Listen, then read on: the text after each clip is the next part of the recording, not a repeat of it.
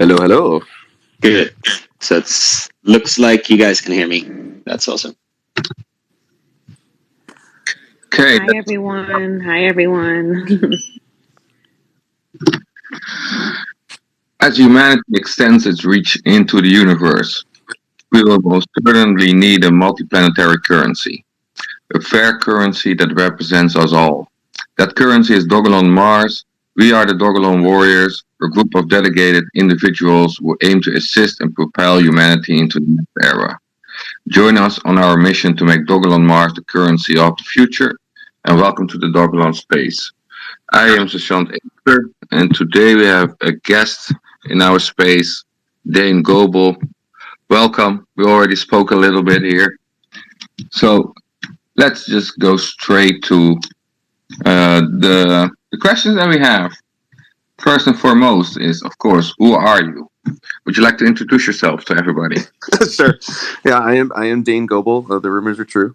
And let's see. So my Dave and I started the foundation, Methuselah Foundation, about 20 years ago.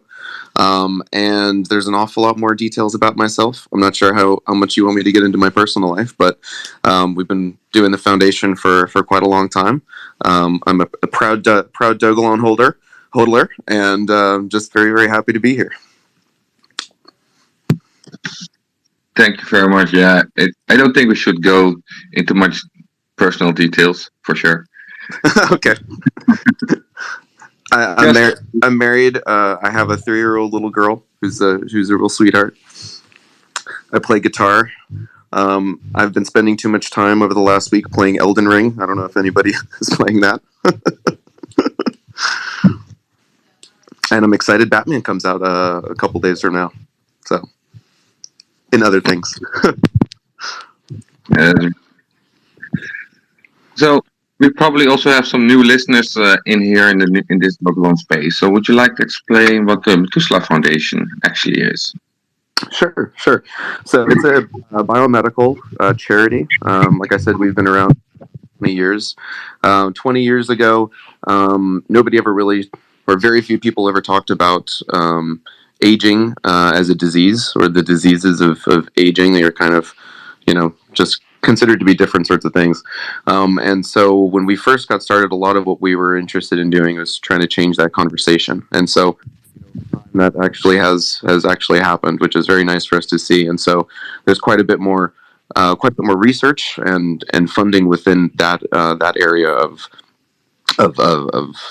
research. So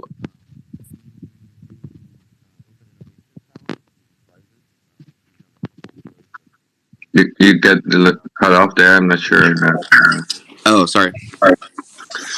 So we do open innovation challenges, which is a fancy way of saying prizes. One of the first things we did was called the M Prize, which was about extending the lifespan of a mouse. And so we had a couple of scientists who were actually able to essentially double the lifespan of a mouse using calorie restriction and some gene knockout. We also have been funding research into aging through grants for a very, very long time. And we have invested in numerous companies that are also working to solve those problems. So, like I said, we've done some work with NASA before. We did one challenge with them called the Vascular Tissue Challenge, which was really cool, and thankfully was won last year, which is about creating vascularized tissue, which we kind of realized was one of the main rate limiters in a whole organ creation, which is kind of the holy grail of tissue engineering. And we're doing the Deep Space Food Challenge as well, which is all about adaptive and hyper efficient nutrition for astronauts, of course, but also if you can deliver on the premise of indefinitely feeding a crew of 4 with really nutritious and delicious food, you can bring that technology back to Earth and hopefully do some really, really good stuff when it comes to food insecurity and sustainability. Yeah, a lot of people in the Dogelon Mars community are really watching the Deep Space Food Challenge right now. Oh, cool.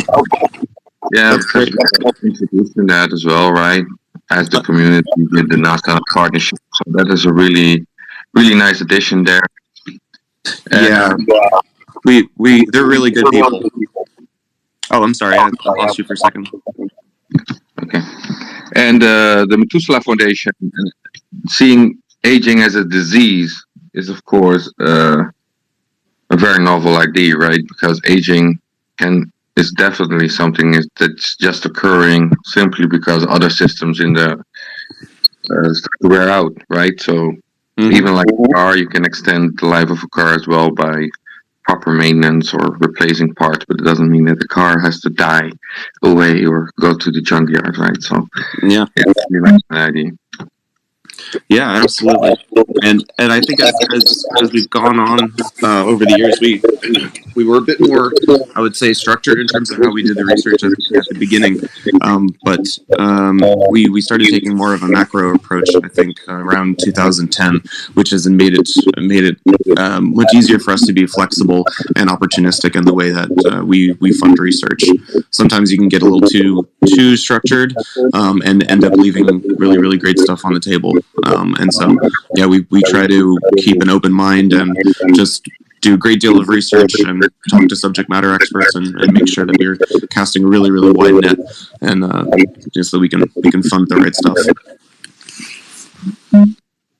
Yeah, you also mentioned something about the calorie restriction that the life of mice has been doubled because of it. Mm-hmm. And I believe the scientists of the original research are still doing some investigation regarding that, right? I believe that they are implementing that diet on themselves. Yeah, there's been quite a lot of work done in calorie restriction. It can be a little tricky though for your diet. I've known some people who are some radical calorie restrictionists, and literally to the extent where you carry a scale around with you and you weigh, the pieces of lettuce that you're eating, which is probably not the kind of approach that's going to be great for your mainstream person. So if there's drugs that can be developed that mimic the effects of calorie restriction, that's going to be something that's going to be much more effective for the general populace. But yeah, calorie restriction has been proven for a long time to be very effective at extending your lifespan. Mm-hmm. So yeah, the connection with the Methuselah Foundation, the stewardship that has now come into the Dogelon Mars project by the donation of Fidelik Buteran of the 43%. Mm-hmm. And that's also very interesting that the Methuselah Foundation doesn't act like a whale in the crypto space, but actually is very supportive and patriotic in that respect, trying to aid the project. Yeah, absolutely. We were. I mean, when we heard that the donation happened, we were actually very, very. I mean, we were so happy because not just for the fact that it's financially helpful for the mission, but the community is really fantastic. And if there's anything that we can do to help educate people about the possibilities that are out there in terms of scientific progress, actually changing the way that people think about aging and actually being able to affect in a mainstream way how the science is moving, that's very, very, very exciting for us. So yeah, we take our responsibility to the community incredibly seriously, and we're honestly just so grateful to everyone for being so supportive of what we're trying to do. It means a lot. It's really, really amazing, and it's interesting to talk to other people in the space too.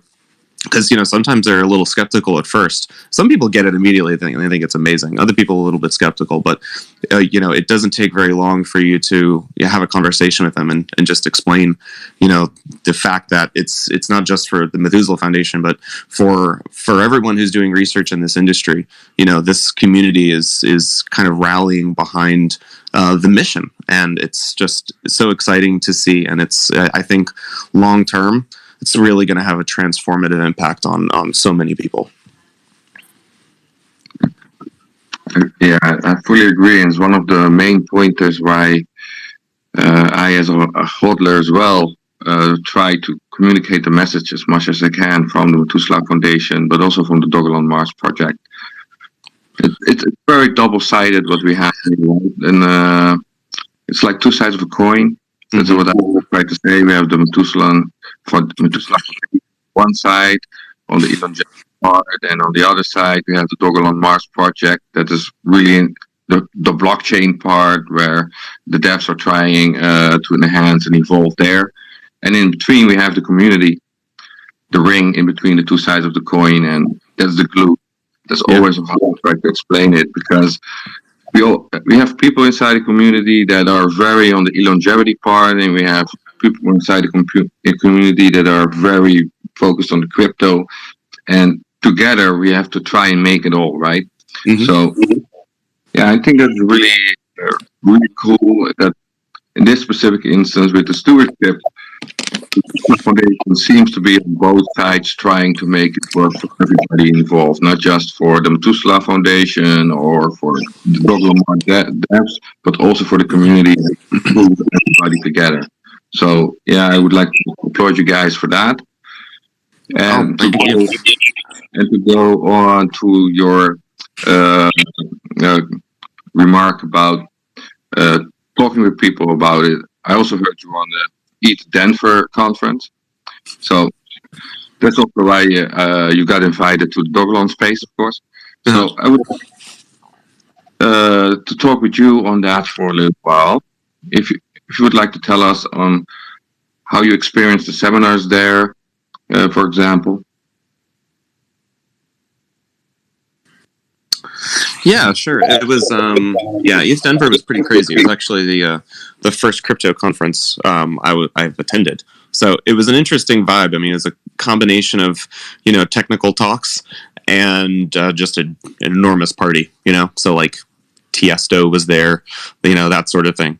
So it was a really, really kind of interesting vibe. So you have Vitalik, running around in a Buffycorn outfit. You have a Lambo outside with Shibas all over it. So it was a very, very interesting. It was a really interesting vibe in the room. It's a huge amount of energy. It was really, really cool to see so many passionate people and talented people. But as far as the talks that I attended, it was mostly the DeSci related talks. So I had known some of those folks from before, but it was, to my knowledge, I think this is true. This is the first time that really so many of the DeSci organizations, who are all very, very new, they actually all ended up getting together and doing a series of talks across the whole week. So it almost felt like it was a satellite conference, the number of talks that were going on.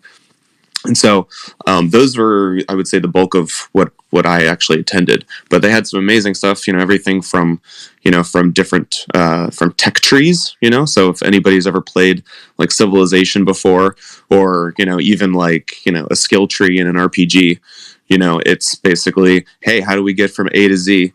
And sometimes Z is something as crazy as, Dyson spheres, where you're trying to, absorb all of the energy from a star, so sometimes the tech trees are wild and crazy.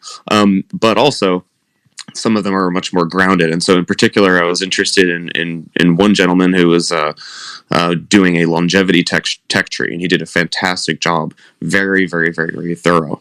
So one of the things that you can do with Decentralized science organization is that you could take those tech trees and use it as like an underlying structure for a DAO. So that's actually something that I thought was pretty interesting. So a number of these organizations are DAOs. In fact, I would say most of them have some sort of DAO functionality built into it. So I listened to a lot of those talks. There's some really incredible thinking going on in that community, and it's really, really cool to see something so new, just kind of really, starting to take off. It's going to be very, very interesting to see how it goes in the coming years.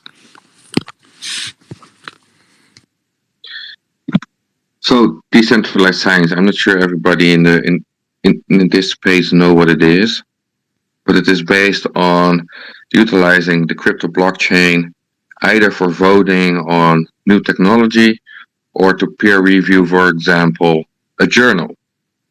and have that transparently registered into the blockchain, just on a base level, to explain what the basis is of decentralized science. Of course, it goes way further than that, and that's what I believe that you saw in Denver, right? The more advanced parts where they really want to go to, and Yeah. I also Sorry. Go ahead. go ahead, no problem. Yeah, I was going to say, yeah, that's absolutely right. And one of the things I really like about it, the community though, is that it's sometimes in the crypto space you can kind of see that like the blockchain is a little bit, or can be a little bit of like a hammer looking for a nail. You know, it's like it's a tool and it's just like seeking use cases. But within the DeSci community, it's largely, these are scientists and they're going to do the science one way or the other. And they just happen to find something, Web3 technologies that are going to make that job a lot easier. And so it's just, it's great to see the such a practical use case that's going to be really, really good for humanity, and not just good for your, not just good for your wallet, but really, it's actually good for advancing science and improving people's lives. Yeah, I'm really glad that the crypto space is very evolving right now. We see in the last 12 months that there has been a huge leap in all kinds of different fields. So, if you are interested, if you're listening in right now and you're hearing about decentralized science and it's something that you are interested in, go check it out on the internet, right? There are many different things popping up right now. It's very new and novel, but it is exploding. And I also saw, Dane, that you gave a presentation on the Denver about DeSci. Would you like to say something about what you presented on specifically? Yeah, sure. So it's actually kind of a funny story. I got to ETH Denver, and after I'd been there for a couple of days, I found out that somebody had assigned me a talk on Friday. I had no idea.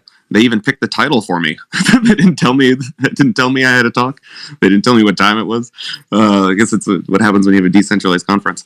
But anyway, so it was like, okay, well, instead of me talking for 20 minutes about blockchain, which is not something I'm a huge expert in, I figured, hey, this would be a great opportunity to give a platform to some of these DeSci organizations. And so I talked to them, and basically what we did is lightning talks. So I just did a kind of a short introduction, about myself and Methuselah, and said, hey, this is, Methuselah's, we've been doing, what is now, I guess, branded as decentralized science, but with the kind of specific association to blockchain.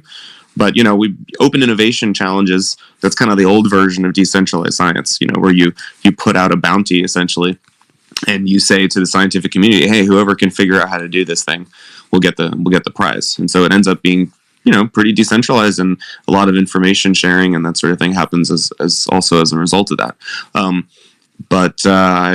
So I just felt like there was something really special going on with the DeSci community, and I wanted to give them the opportunity to have the big stage, because, like I said before, they were kind of running kind of like the satellite series of events, but it was in kind of one of the smaller areas of the conference, I guess, or kind of medium sized, I suppose. But they had, for whatever reason, they assigned me a talk on the big stage on Friday, and so I was like, okay, well, here's a good opportunity to get some mainstream eyeballs on what's happening in DeSci. So that's what happened, and it was nice. It ended up actually doubling the size of the Telegram group. So it made me really, really happy to see so many people in I guess in the mainstream crypto world be introduced to what's happening in the DeSci community. And with the Telegram group, you mean a different Telegram group than the Dogelon Mars Telegram group, just to be clear. Yeah, that's right. So, are there any next steps you can share with us regarding how you will be involved with DeSci and what it will mean as well for the Methuselah Foundation?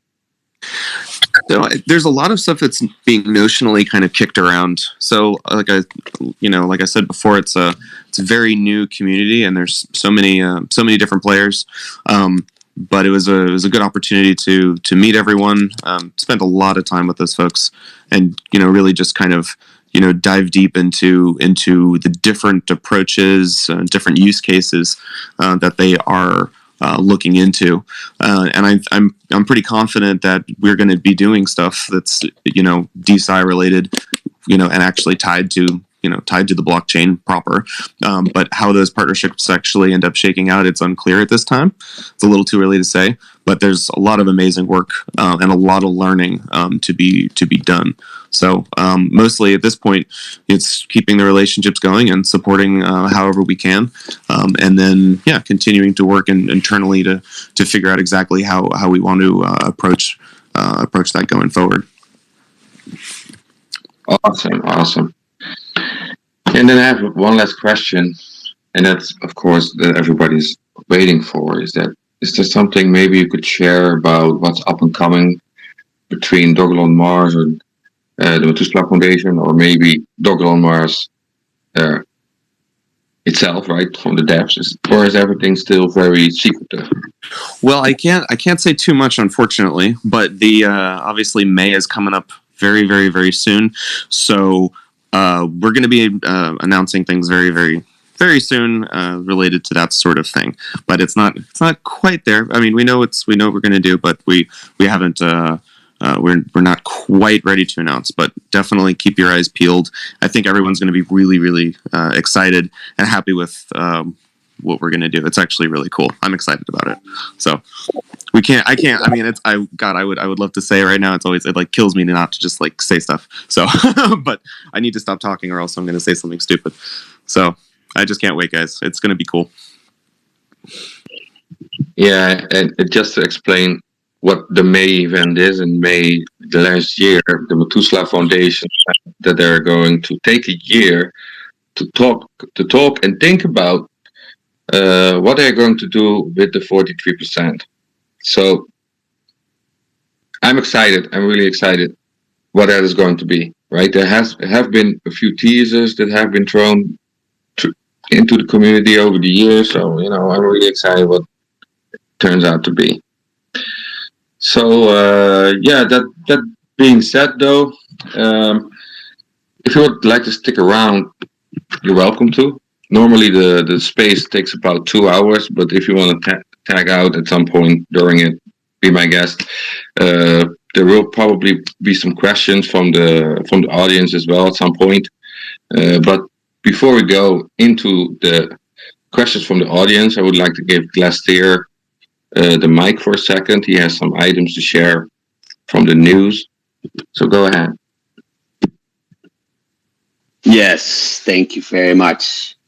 I have a few topics that stood out to me from last week. And of course, first of all, let's talk a little bit about the price, because as we all know, last week was very interesting, to say the least.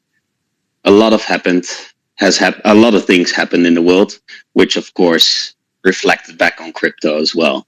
So on the 23rd, the world was in disbelief of what happened, and that of course made the Dogelon price drop all the way down to 0.630, to of course quickly recover all the way back up to 0.786 the next day, which was of course a pretty wild ride. Since then, the market has been recovering, Dogelon Mars has been recovering, and we are now well over 0.800. So let's hope the market and Dogelon Mars can keep this momentum up to break that zero again very, very soon. Something else what just came out today, which is super cool, is that guardarian.com.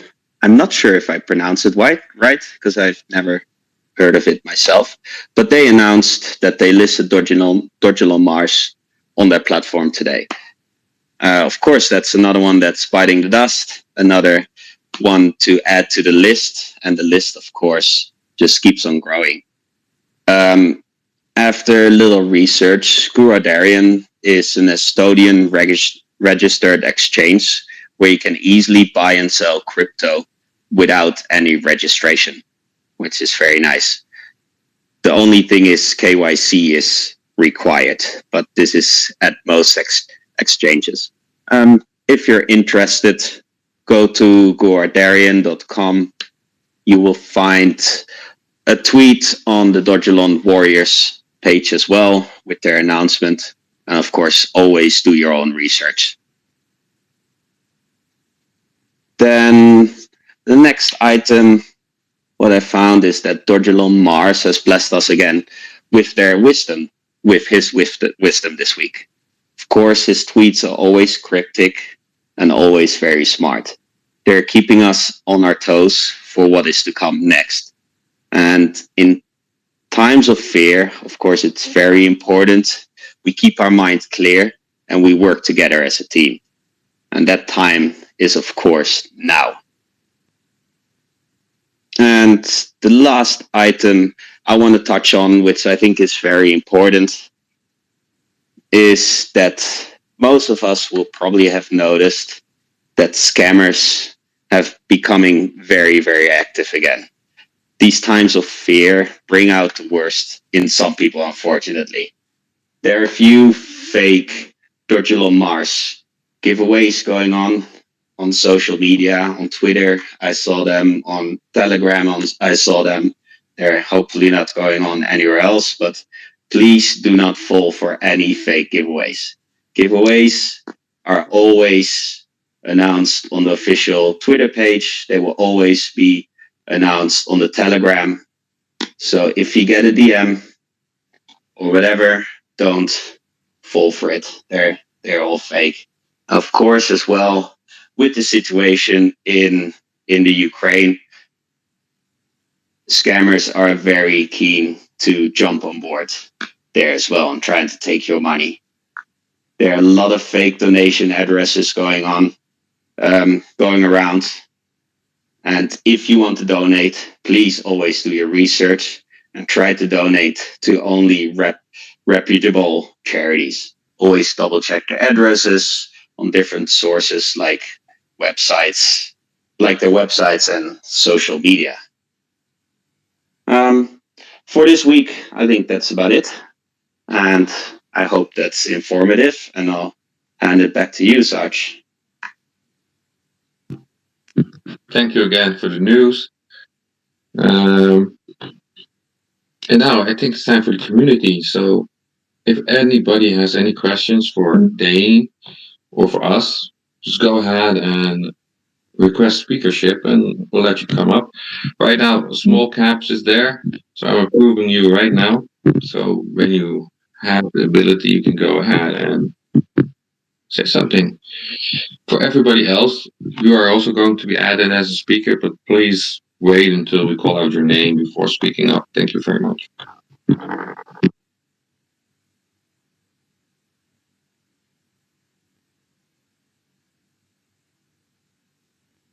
I don't know what happened with small caps. He disappeared. So, Robert, you got the floor. Yes. First off, Mr. Gobel, thank you for joining us today.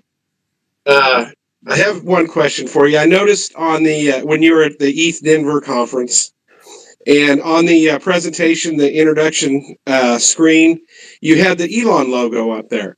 And I was just curious, when you're around a lot of other scientific folks and stuff like that, I wonder, just can you share like how many questions came up or were asked, or are most people aware of that, of the Elon already, or, kind of let me know how. I mean, I know you can't share a whole lot with them, but you're a holder, so I'm sure you get excited to talk to people about it, but I'm just curious how many questions you might have had.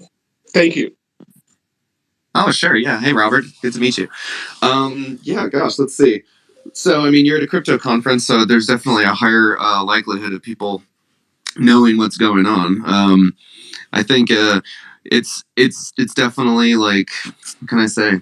It's people, it's kind of a mixed bag, to be honest. Some people don't like certain kinds of coins. Other people love them. I think people do, though, love, you know, on either side. You can take a coin, and as long as it's got a really, really great use case, it's going to succeed. And so I think people on both sides can see that, see what we're trying to do and what the community is trying to do, and they really love that.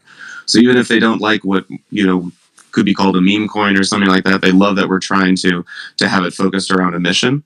And then, of course, there's loads of other people who absolutely love it, just for how it started out. So so definitely it was fun talking to people about it. A lot of people got a huge kick out of what's going on. It's for the people who were introduced to it, they love what's happening. I think it's really, really cool. And these are also, like, some of these are science folks, and not all of them are they tend to be pretty serious people sometimes, and so to get them excited about it was a lot of fun.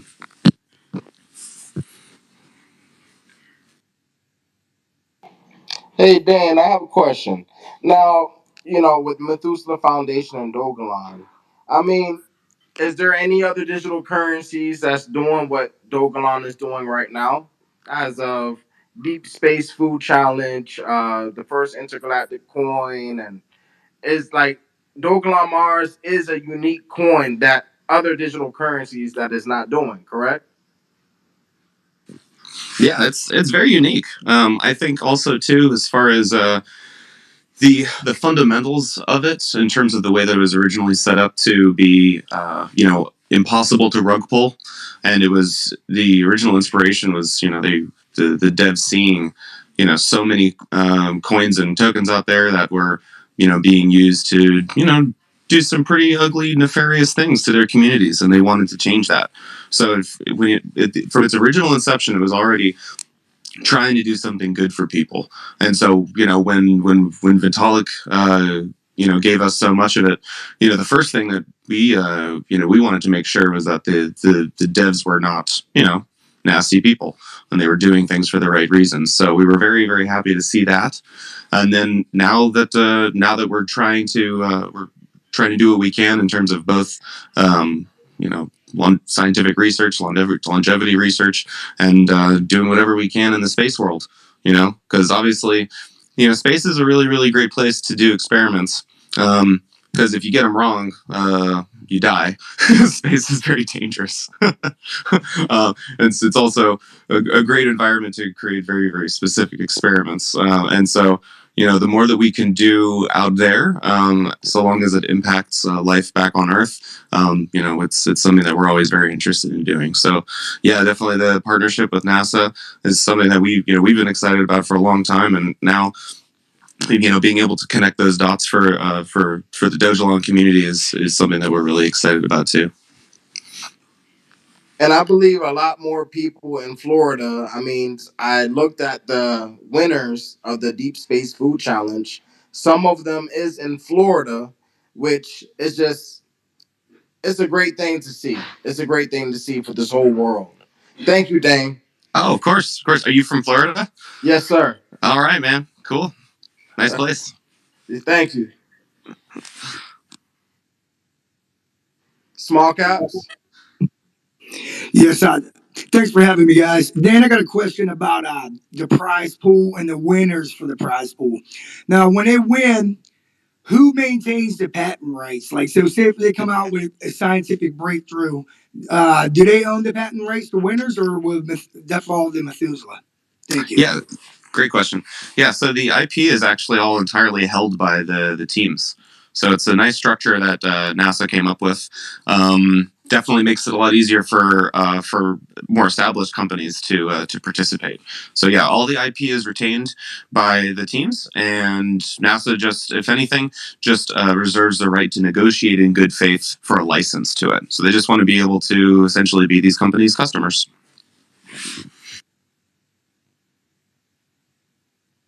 Thank you. That's all I have. No problem.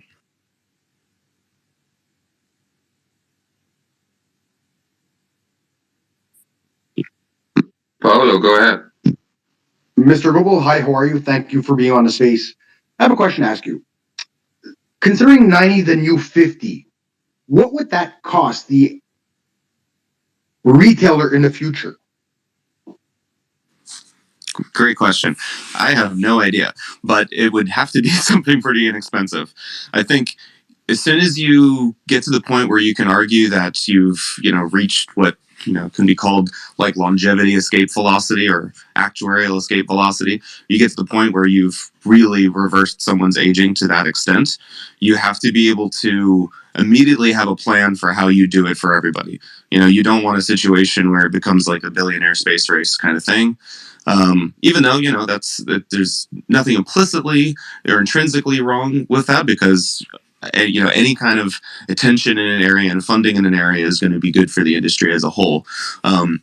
Even if the poster children might be billionaires, which is suboptimal. But yeah, you definitely, as soon as the interventions are there, the first thing that you do is you have to make it economical and distributable for as much of the populace as possible. So it will certainly take time, but it needs to get to the point where it's cheap. But even aside from that, I mean, to be quite honest, there's a great deal that you can do right now that is very, very inexpensive.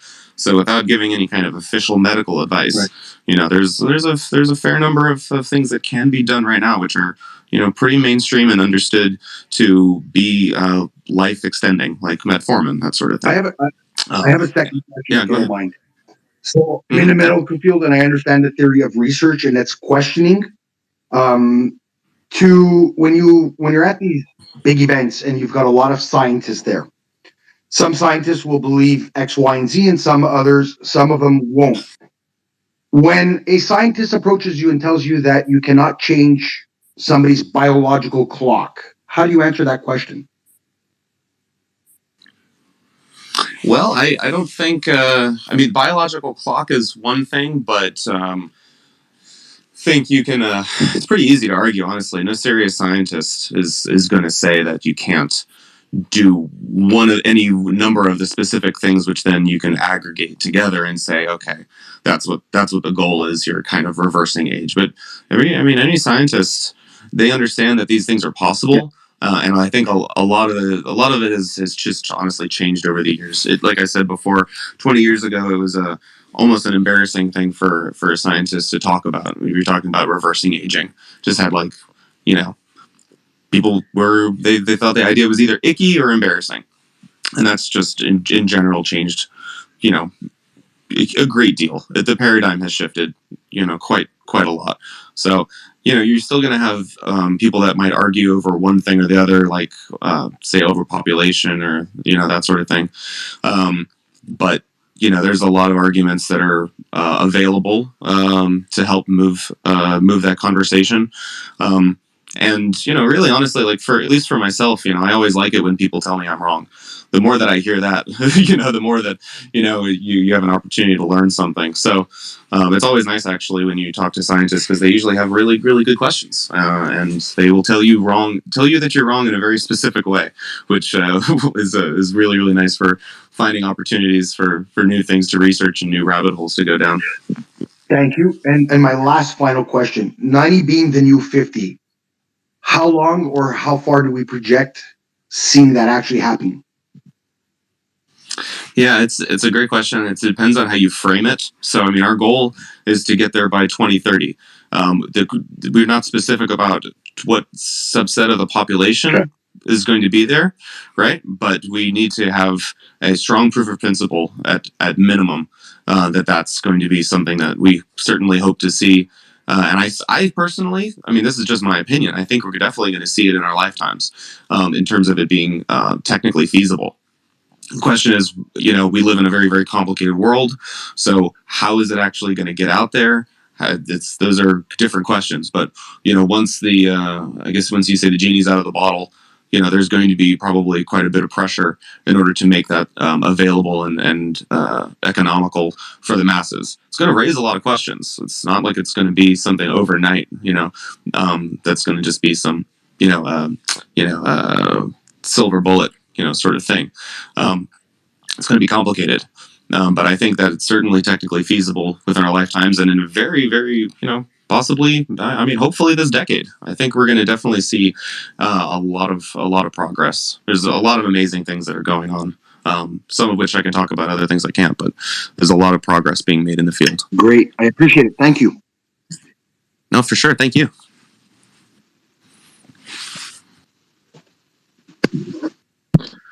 All right, Tony, go ahead. Hey, what's up, guys? Can you hear me? Yep. Hey, thank you, Mr. Gobel.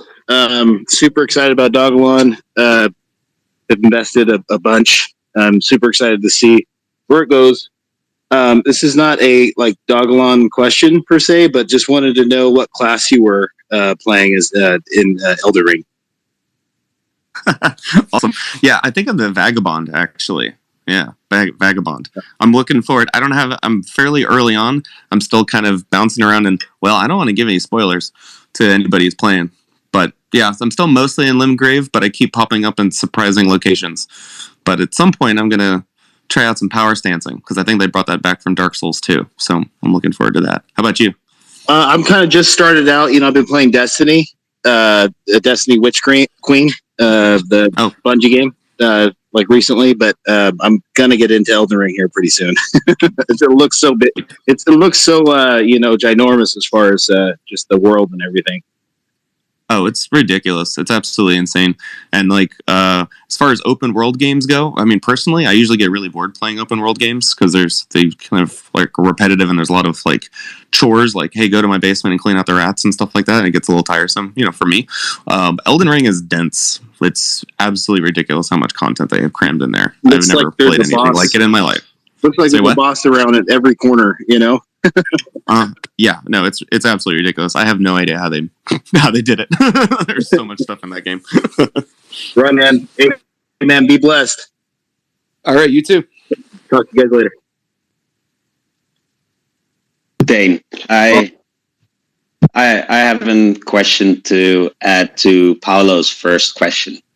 So he asked how much it would cost. Do you think it could be built into our daily life? So into our food chain, or the way we work, or the way we, learn how to grow up, or, interact with certain things? Yeah, absolutely. It will certainly need to be. I mean, so there's certain things that you could class as interventions, and then there's other things that are entirely within the realm of what you as an individual are able to do, right? So no one's going to say that exercise and eating right and getting enough sleep is going to be bad for you. All that stuff is totally valid. But yeah, of course, there's going to be actual medical interventions. So one thing that we are interested in, and part of the reason why we're doing the food challenge, is because it is obviously it's about nutrition, but it's also about drug delivery systems. So it's not implicit in the way that the prize is currently structured, but if you can get to the point where you're able to produce a great variety of different sorts of foods, and maybe let's say you've also got cultured meat in the loop somewhere in there, that's probably likely.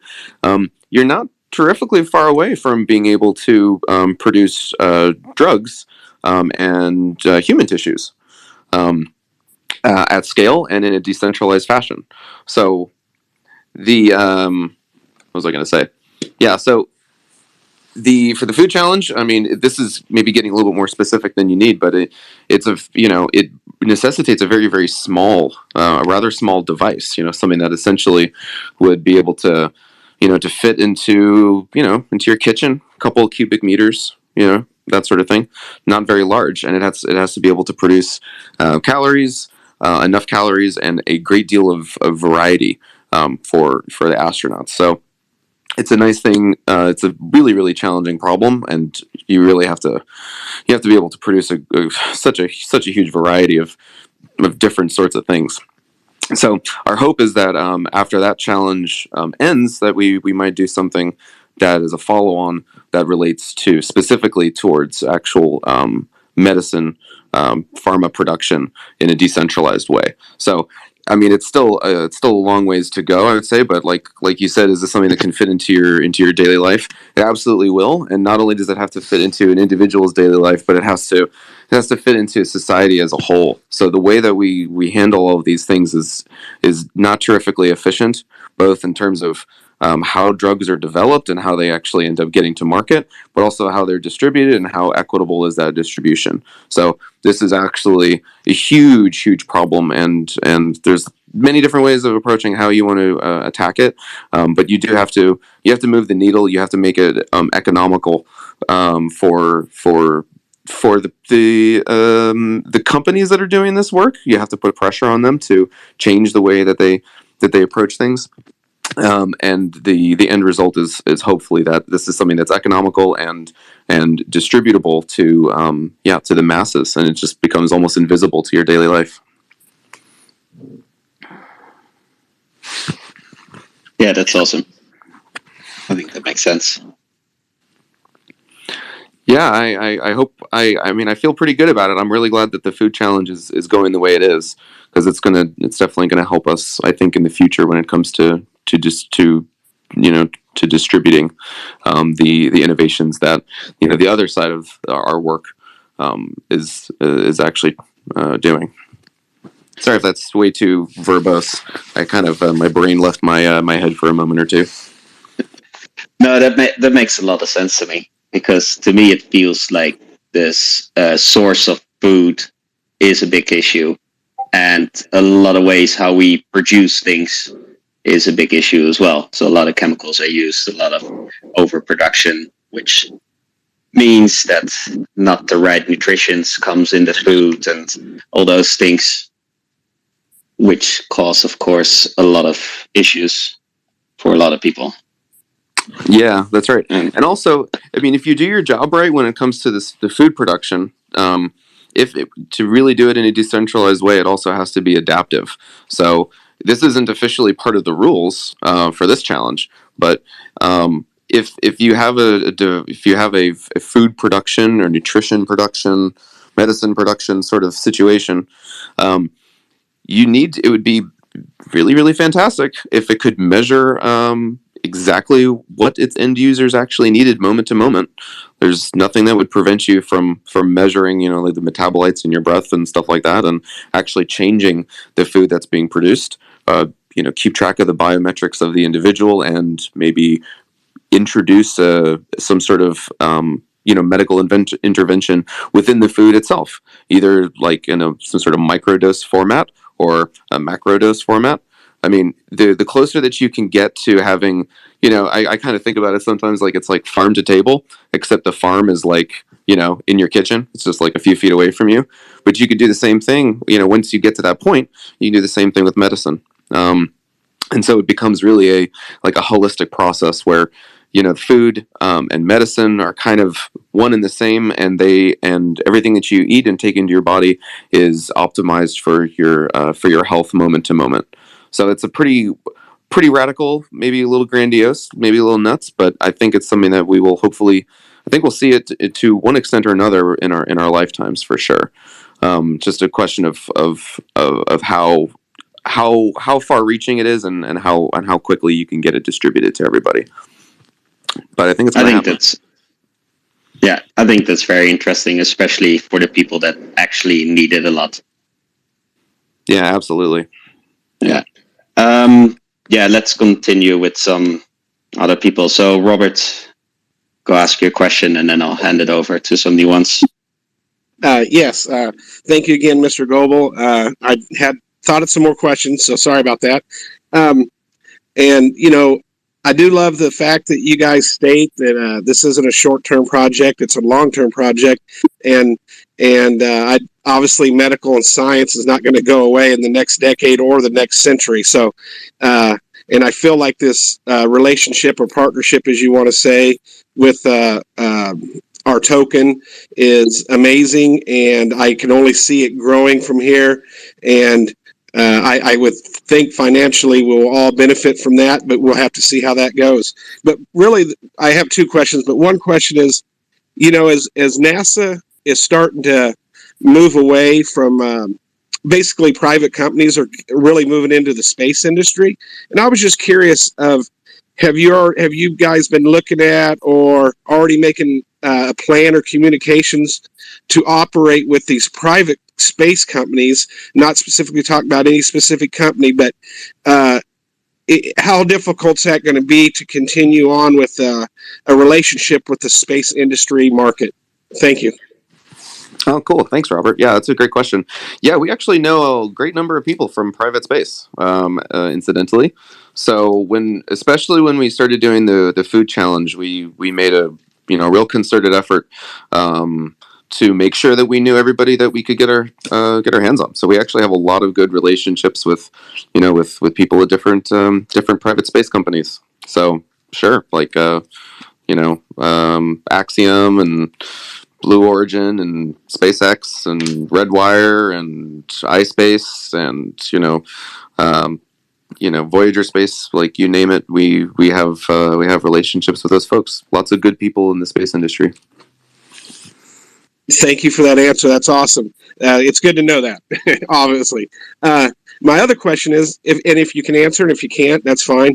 Just kind of curious of how large the Methuselah Foundation team is and kind of what you foresee over the next 5-10 years or whatever. Do you expect growth of amount of people that will grow into your foundation as far as helping you do to work? Basically, how large are you? Yeah, sure. So we've always been a virtual organization. I've always tried to take a pretty decentralized approach and to non-burden ourselves with a great deal of overhead. So I would say, let's see, like right now, I could do some quick math.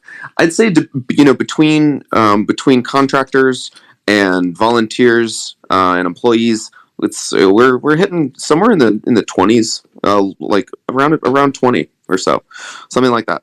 So, but in terms of growth, yeah, I definitely see it probably getting bigger. I mean, it depends on how we do things. Sometimes when a program gets too big to the extent where it becomes difficult, it becomes like a good time for it to spin out, so sometimes we will do that if we have a program it's really successful.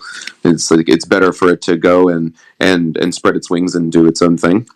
So it could be that we take some of our programs and do that, and that would keep the organization still fairly small. But it could be that we were able to adjust the underlying structure of how we decide to do things, and maybe we just get bigger and bigger. And as long as it doesn't, as long as we don't turn into some sort of bureaucratic monster, I don't think that's a problem. But it's really important to be able to move swiftly and not get bogged down with a lot of organizational BS. So it's not exactly the cleanest answer in the world, but it's because it really kind of depends on how things go in the future and what opportunities arise. I just want to thank you for your time. I know you're busy, and we appreciate it. Thank you very much, Mr. Gobel. Oh, yeah, of course. Yeah, call me Dane. But yeah, thanks, Robert. All right, Dane. All right, have a good one, man.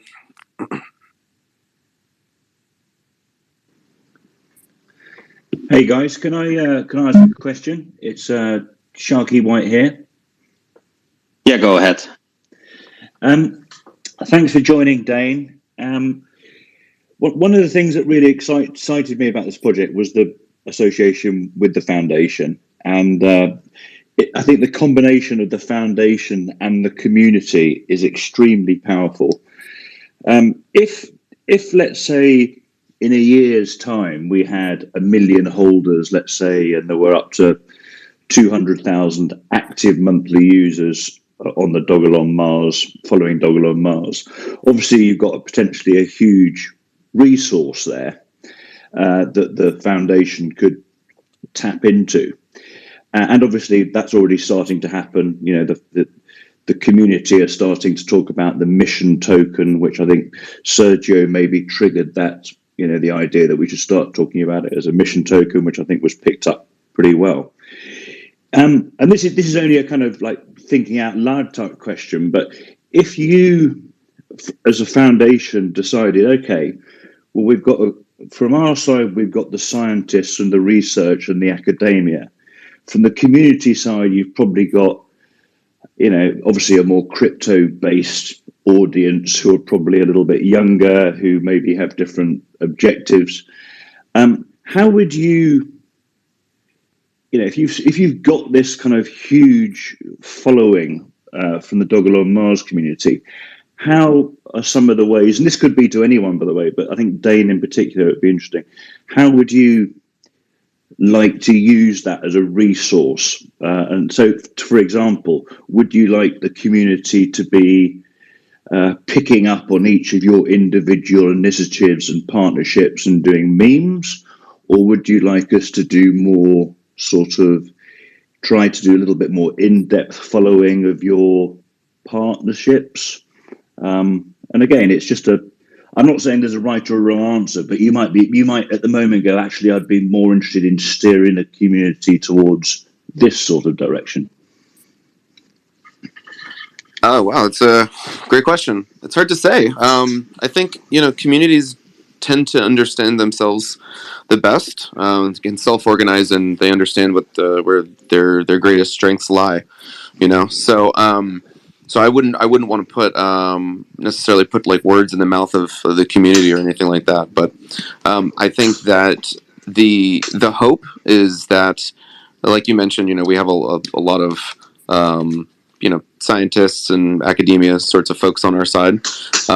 The hope is that we're able to encourage them to kind of have a melding of the minds with the Dogelon community, where the Dogelon community is able to amplify, a broader vision. So there's a mission that, we are all kind of aligned on, and there's a lot of scientists who are aligned on doing it. And that's the number one thing that we care about. We really just simply want to get the job done. So whatever's required in order to facilitate that, we are excited about. We want scientists to be aware that they have a greater capacity because of actually tapping into the community that you guys have been building for now for a year or so.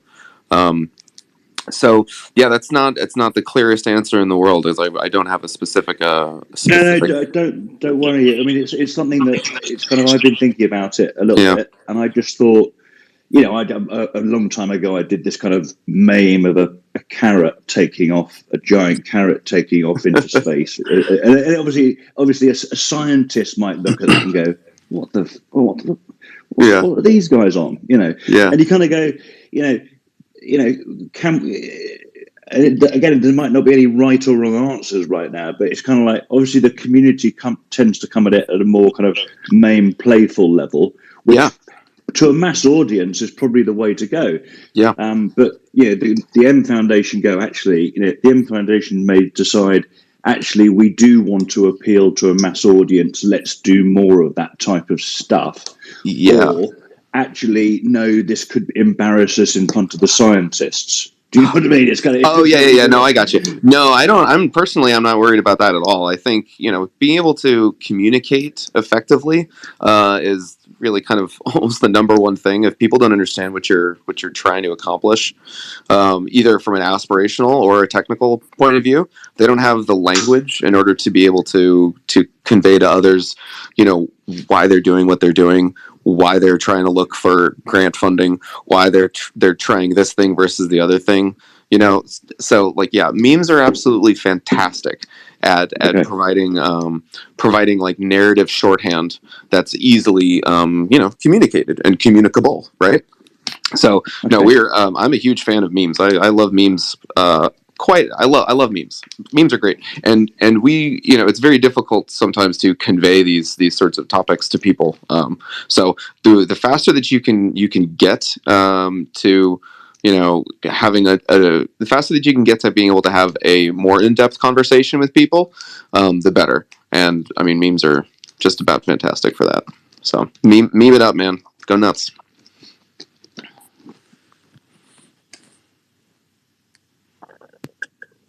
That's what we like to hear. Yeah. Sharky, did you have any more questions?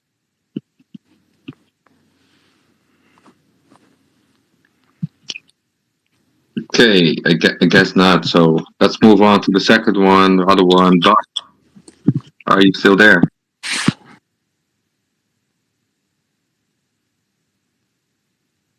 Check. I don't know if you guys were checking in with me. Tesla, can you hear me?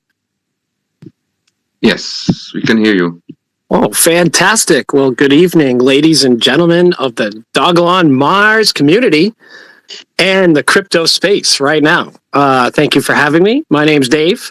Dane, thank you very much for taking the time to talk with us and share what you can with us. So basically, it'll be kind of short and sweet, just a couple things. One, can you either maybe potentially hint to or hypothetically speak about potential new technologies that will be coming out, actual analog technologies that would work with us or around us, or we go inside or something that would help with the goal of, 90, the new 50 by 2030. So technology that might come out that would assist with that. And then also, are you looking for any human test subjects? I work out, bro, so I could probably go through the mill of testing and I'll sign any waivers. So those are my questions. Yeah, sure. I have no idea how to answer the second one. Yeah, feel free to come over to my house. I'll try some. I'll have some radical research chemicals I can try on you and see what happens. But it's actually kind of funny. Hey, Dave. Yeah. I see Dave Gobel is actually a couple of icons away from me. If he can get his microphone on, then I don't want to jump to conclusions, but he might be able to give us a taste of some of the stuff that might be coming out. But I'm not sure if he's on his phone or iPad. So oh, there he is. Nice. Hi, I wanted to ask a question. What do you think of the CEO of the foundation, Dane? He's a dick. I absolutely agree.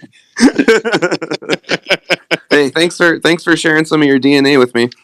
You're welcome.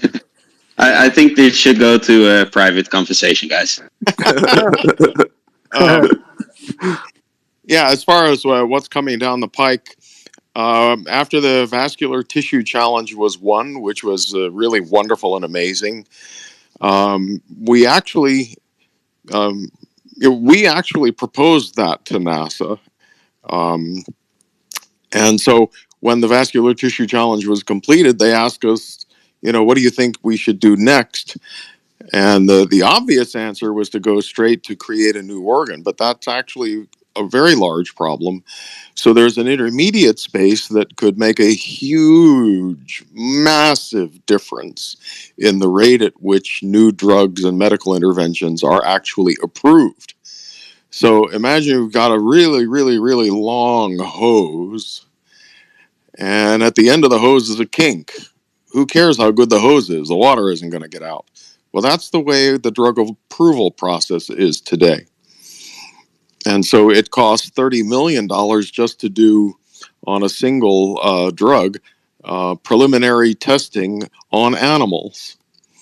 And so what we suggested to NASA was that we would start a new project, and that would be bioengineered patient trials, where we would use the emerging human tissue models that are being produced for internal research testing, in addition to or instead of using, for instance, mice, and to create a roadmap and a prize so that, like the autonomous driving roadmap, where in level 1 you basically have cruise control, and at level 5 you get in your car in New York and it drives you overnight to Florida while you sleep in the back.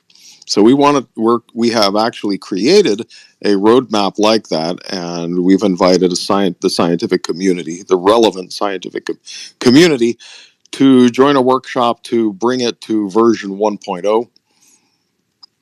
And then we want to have a prize aimed at models that will predict performance about 85% better than animal models. Since they can be engineered, you can discover which drugs won't work at the beginning because they're human models.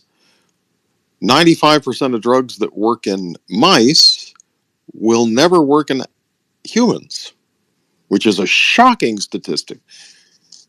Nobody believes me when I first say that, but it's true. Anyway, so the next major initiative that we're pursuing is to do this roadmap, work toward getting it adopted by the scientific and the commercial community, and to then have a prize for the winner of the models that best achieve non-animal testing, at least for toxicity.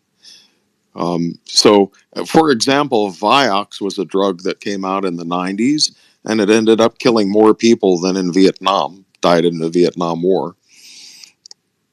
It made $12 billion before they discovered that it was killing all those people. But the company knew that it was going to kill people. So we hope to end that kind of shenanigans as well. Anyway, I don't know. How did that come across, guys? Sorry, I wasn't listening. No, that was awesome. Thanks. That's extremely interesting.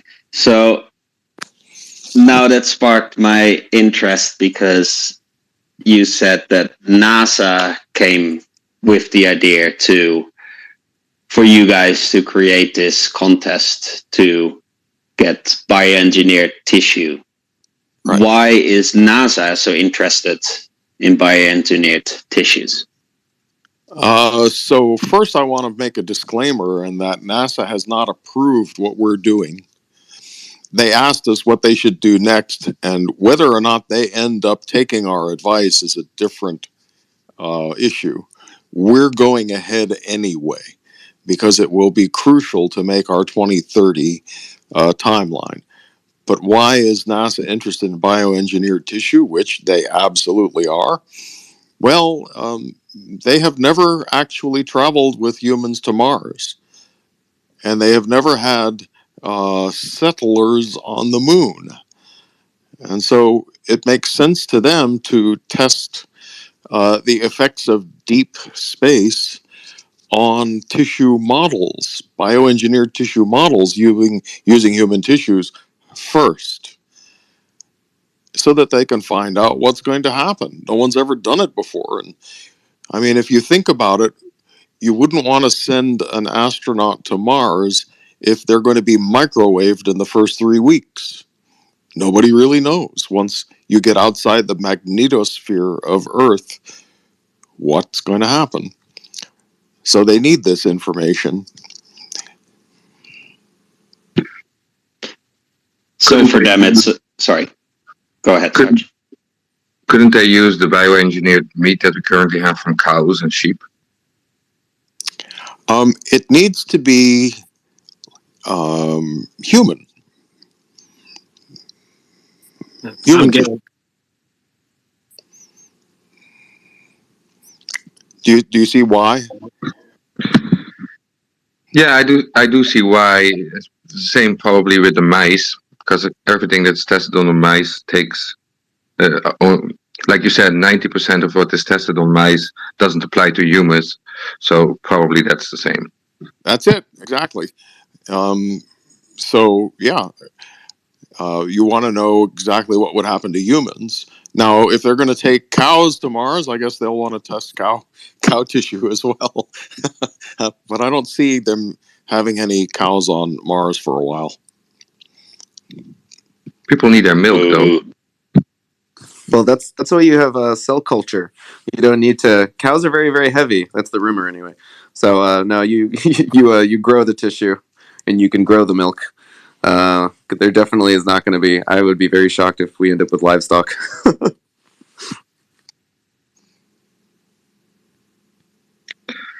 I'm going to sign off, guys. Thank you very much, David, for joining in and giving the extra explanation there. That really gave a lot of extra weight to the explanation earlier. So thank you for joining in. My pleasure. And I hope to see you again soon. Thank you. Thanks I hope Dane did. Yeah, I hope Dane didn't scare you. He's well inoculated.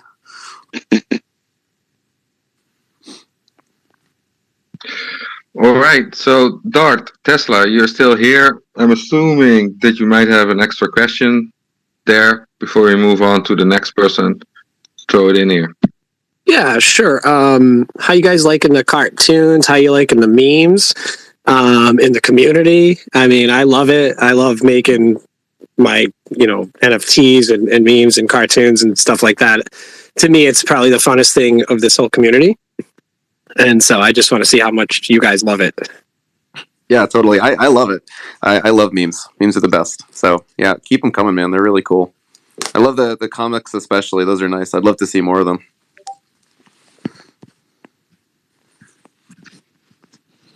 Yeah, I think we're all anticipating the new comic. I think it's going to be pretty special. Can't wait.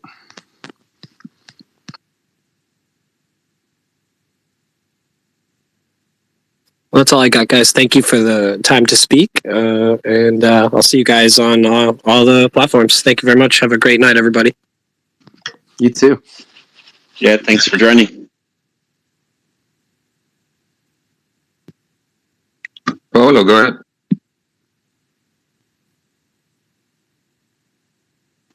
Hi, sorry. I was going to ask a question to Mr. Gobel, but I guess he left.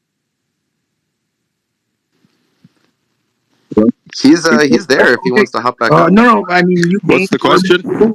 I two questions actually. So, will this be offered in a medical facility? Will it be privatized? And 90 being the new 50. Why wasn't it 80 being the new 40, 70 being the new 30? Why was it 90 being the new 50? And what does 90 being the new 50 mean? Is it physical? Is it mental? What is it? Is it emotional? What is it exactly? So to the last question, the answer is yes, or all of the above. The second question is it's not 40, 30, or 60, but 50, because 50 is physical competence without comorbidities, typically, but it does not get you, if you're female, into the problem of reversing menopause and having to figure that all out. So people who are in their 70s and mid 60s are daily feeling what's happening to their body. When you're 50, you're no longer able to do a 7-foot high jump, but you can still do a 24K if you're inclined. And I forgot the first question. Oh, how will it be delivered? The way medicine is delivered today, and that is through clinics, hospitals, telemedicine, and probably be delivered by the current physician population, physician's assistants, nurse practitioners, and so forth. I would assume that the aim is global. Let's see. If we can offer the Fountain of Youth in the United States, do you think that anybody's going to care about borders? So absolutely, we want it to be global. Yeah. Interesting. Great, perfect. I appreciate it. Thank you. My pleasure.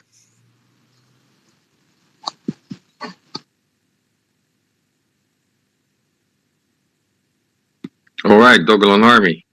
Go ahead.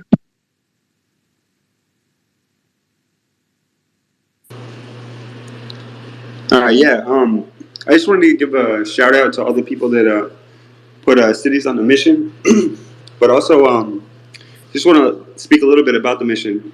But Dogelon Army is preparing for the colonization of Mars by developing utopian communities on Earth. And what we do, we encourage people to huddle in solidarity with the Methuselah Foundation with the intention to utilize our power to make the world a better place. And we're going to do this by individuals pledging to use a tiny percentage of our huddle to improve quality of life for our communities. And then in this way, we will make Dogelon Mars a world-changing token and give the world another reason to choose Dogelon. And first, we will address deficiencies within our own communities, and as a whole and as a collective, solve the deficiencies of the world.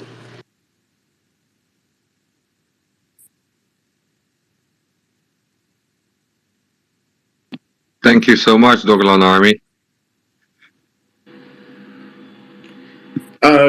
If you don't mind, David Gobel and Dan. With the 90 and making a new 50, as what you said, the fountain of youth, and God forbid, there's a lot of people that want to live longer and be able to do things what they couldn't do when they were younger with their grandkids and so on. Now, will once we take that, now is it like some type of medicine that we'll be taking to reverse the aging, or like do we have to do it again once we have that 90 to the new 50? You get what I'm trying to say, Mr. David?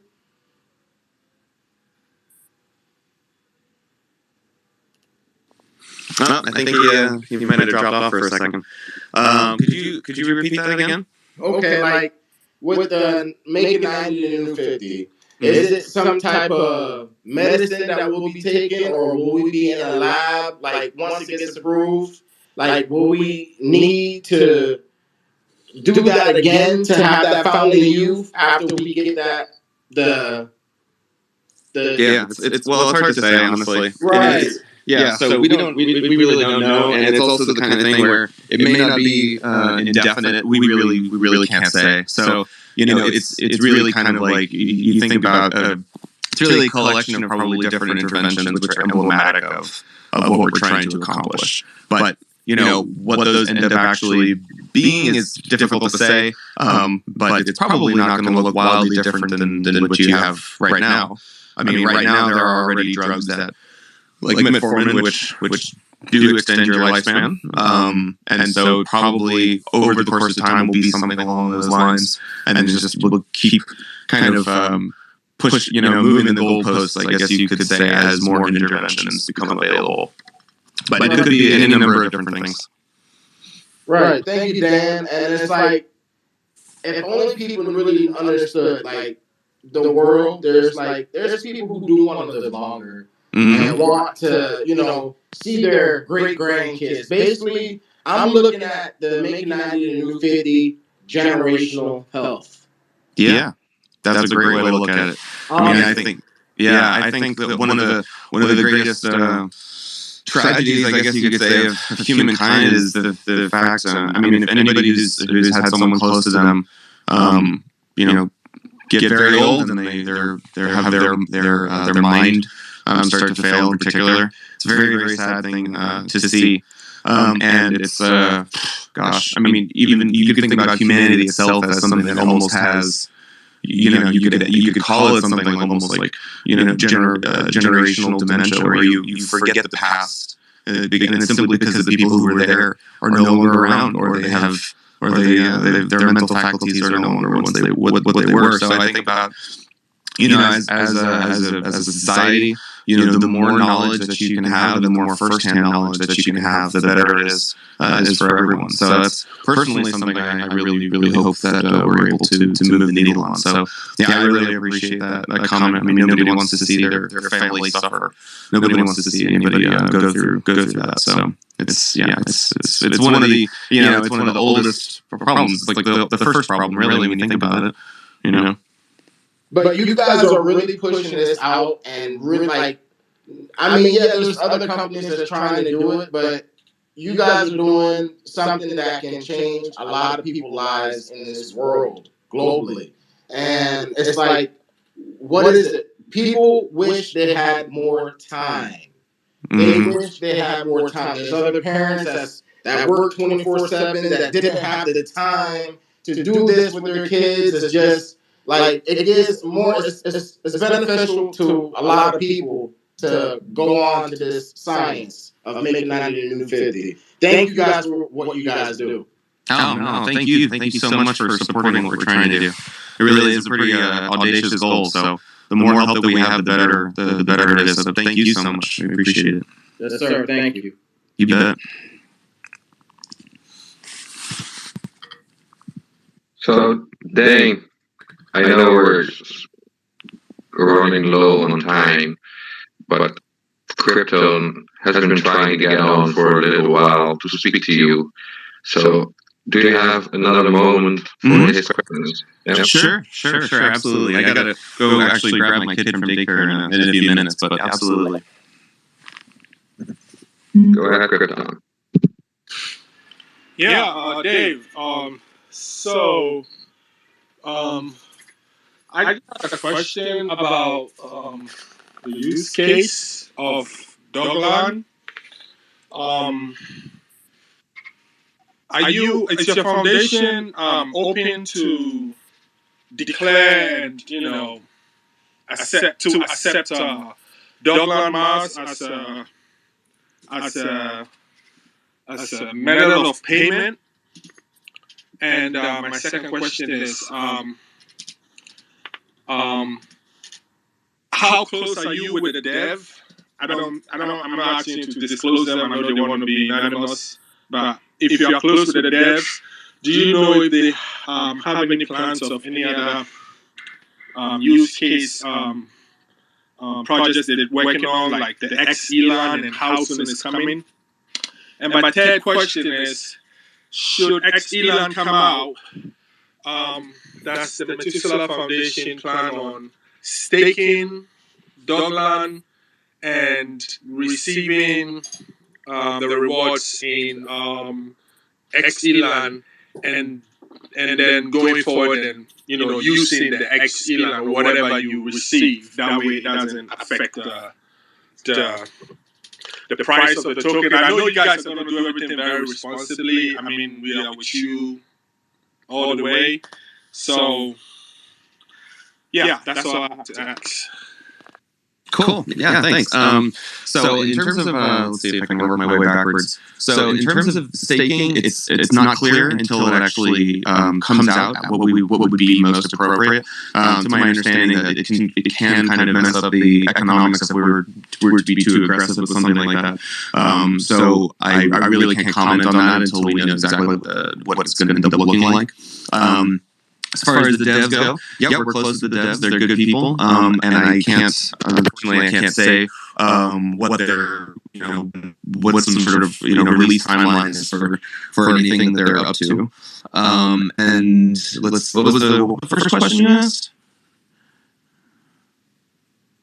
Oh, I think you asked about accepting Elon. And so we actually already do accept Elon donations, and we are, we try to do whatever we can to encourage, other people as well to do so.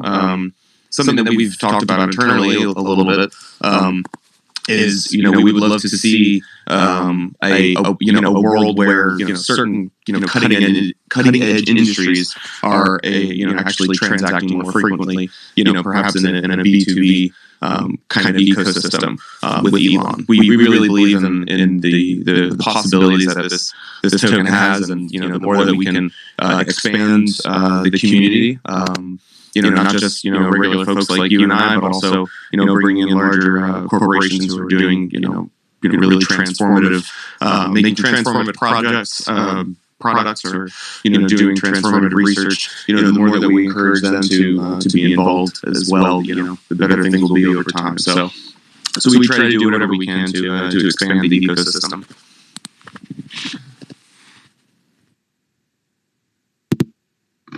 All right, thank you very much, Dane.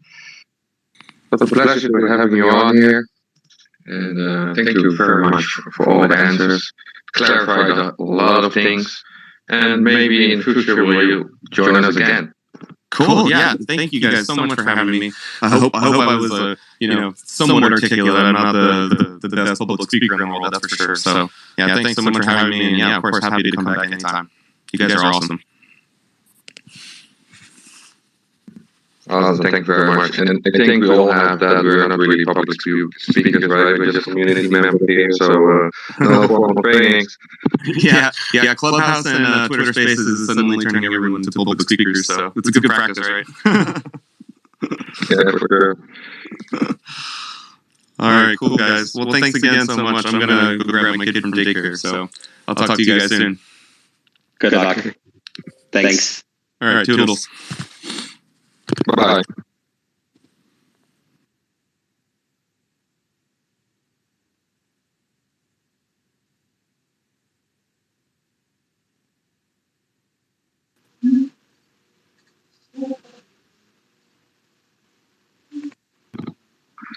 Polo, go ahead. Yes, Dane, just before you go, I do have one final last question.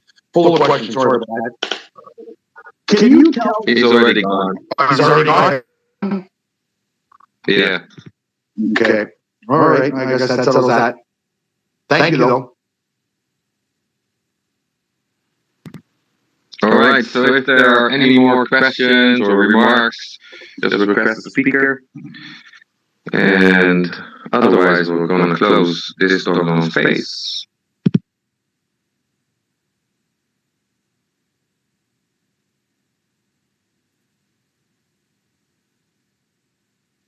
Yeah, I think we have. Yeah.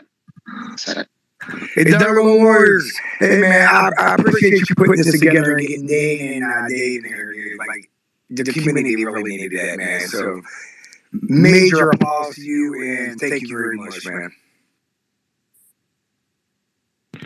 You're quite welcome, and we're all doing it together, right? We all have our little part that we play.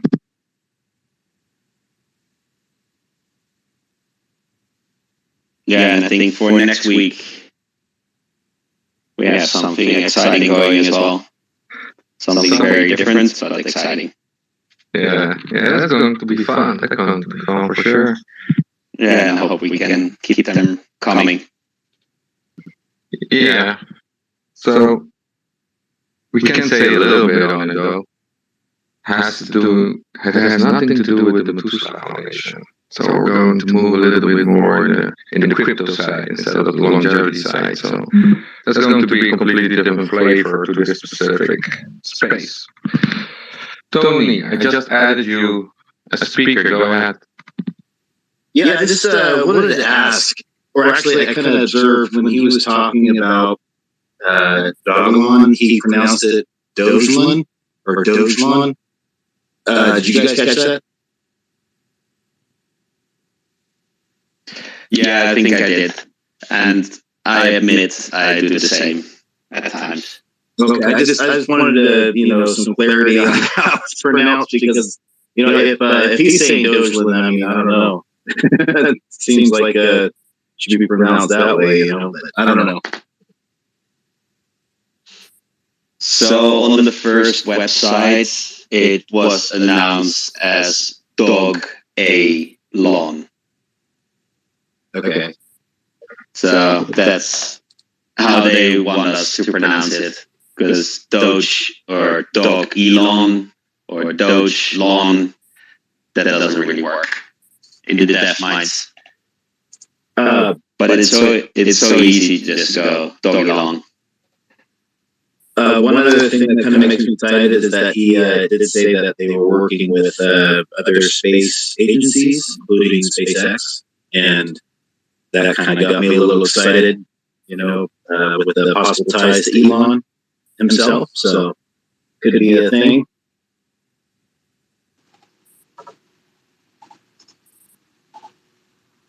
Hello? Yeah, for sure. I don't really understand the question. Is there a question there? Yes, I have a question. I kind of lost track when he was talking about NASA, and I lost connection for a second or two. He made remarks in regards to NASA and not being something with NASA. Can you, if anybody remembers, can you please clarify that for me? Because I had trouble with my connection, so I couldn't really understand what you were saying. He was mentioning that NASA is very interested in the bioengineering of human tissue and also the longevity part regarding food and what type of food needs to be shared with astronauts and things like that. But he did share actually a lot. He spoke more than 5 minutes on it, so maybe it's better to just listen to the recording and his exact words instead of my quotes that are not really quotes.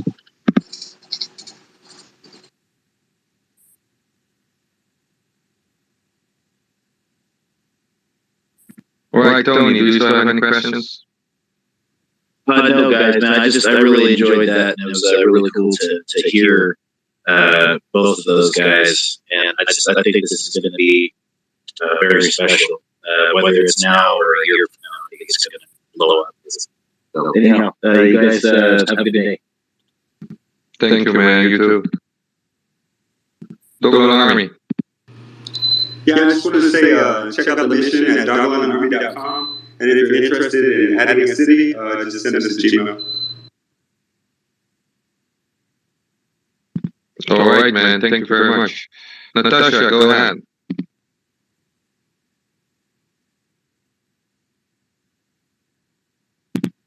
Natasha. Sorry, my mic was on mute. I just want to really quick before everyone leaves. I just want to give a shout out to every single person here holding Dogelon Mars. You guys are awesome. This community is awesome. Diamond Hand Strong. I know everybody always looks to, the big money, but it's every grain of sand on the beach that matters. So, love you guys. I love you guys. I love this community. I love Dogelon Mars. I love everything about it. Charlene, Crypto Brown, Dogelon Warriors, the Dogelon Army. Just a shout out, and you guys are doing great, against all this FUD going on. Love y'all. That's all I wanted to say. I am loving all the compliments we're getting, guys. Thank you very much. But also compliment yourself, right? It's not just us, it's everybody in here listening in, taking the information, sharing that with everybody around, So everybody here deserves a compliment.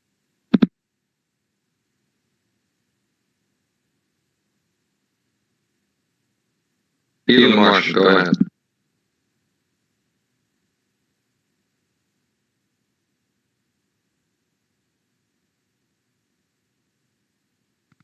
Elon Marshall, go ahead.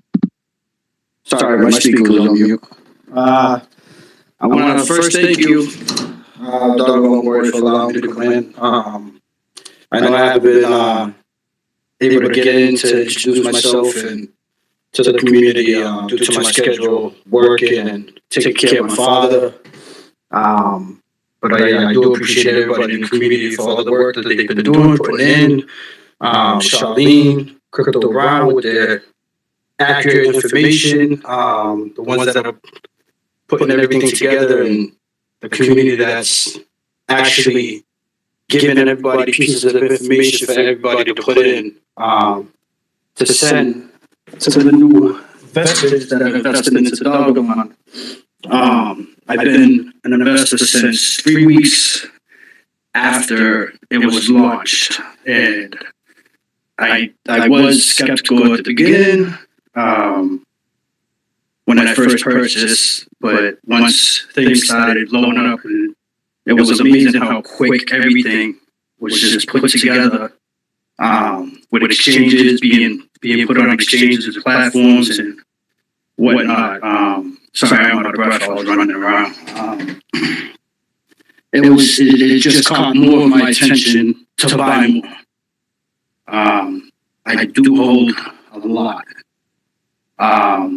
So for anybody who's in this community right now to listen, I've been in crypto for 3 years, and I gotta say, man, what's going on with this project is really huge, and it's just it's gonna be like a it's hard to say this, but it's gonna be like a baseball bat just hitting us right in the back of the head when it just one day it's just gonna go boom. And so with everything that's being said that was out there, just don't listen to anything until you do your own research and you learn. And the only way you're really gonna learn is if you do your own research and listen to the ones that are actually doing that deep research. And I gotta give it to Crypto Brown, Charlene, man. You guys, I mean, the work and the things they say is just, it's 100%. It's 100%. And they don't say nothing until they actually know the truth. So for anybody to go out and say anything bad about something without knowing, it's not good. It's not good for the community. And this community is just, it's strong. It's power. I feel it. I don't even know you guys. And I can feel the power right through this phone.